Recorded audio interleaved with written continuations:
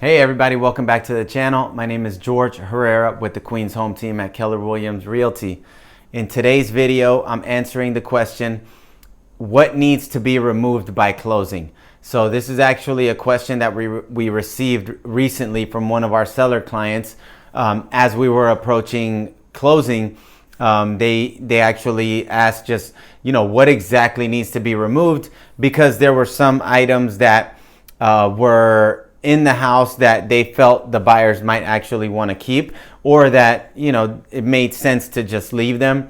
In this case, it was shelving in the garage. Do we leave it? Do we not leave it? So what needs to be removed by closing? Typically, for most deals, the contract will state that the house will be delivered vacant, broom cleaned, and everything must be empty, right? So what does that mean? That means that any loose furniture, any loose items, all personal property would need to be removed. China cabinets or big dressers, beds, any large loose furniture, typically it needs to be removed. Any personal items. So just like what you would imagine, anything that's not attached to the house would need to be removed. So your appliances obviously are staying in place, your kitchen cabinets, anything attached to the house typically stays. Now, what we have seen in the past is that there might be homeowners who have good tools, or they have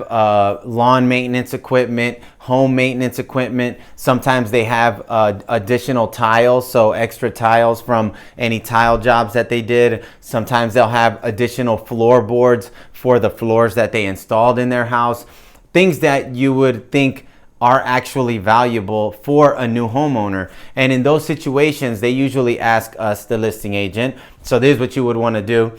If you're a homeowner that's selling, you would want to ask your agent or ask the buyers, would you like me to leave any of these items? So many times as you get closer, this stuff can be easily handled by the agent. So usually our seller will ask us, we relay it to the buyer's agent, and we just come to a quick agreement. So they'll say, hey, they're willing to leave this coffee table. Would they like to keep it? Yes or no? And if you, for whatever the buyer doesn't want to keep, you have to make sure that you get that out by the time that you get to closing. Like I said, many times, some of those common sense items that buyer, homeowner might find useful, the new owner, those you can just relay it to your agent. They'll relay it to the buyer's agent. Many times those are okay to be left, but long story short, you want to run this by your agent and just make sure that you get in communication with the buyer side, because what has happened in the past before is that we've had sellers who assume they would want to keep the shelving in the garage, let's say, for example, or some items that they think would be valuable to the new owner. And then at the final walkthrough, we've had the buyers come in and then they say, oh, why is this still here? We want this gone. And at that point, the seller does have to have those items removed. So to avoid those last minute headaches or those last minute issues like that, just make sure that anything you're thinking of leaving, run it by your agent so they can run it by the buyer's agent.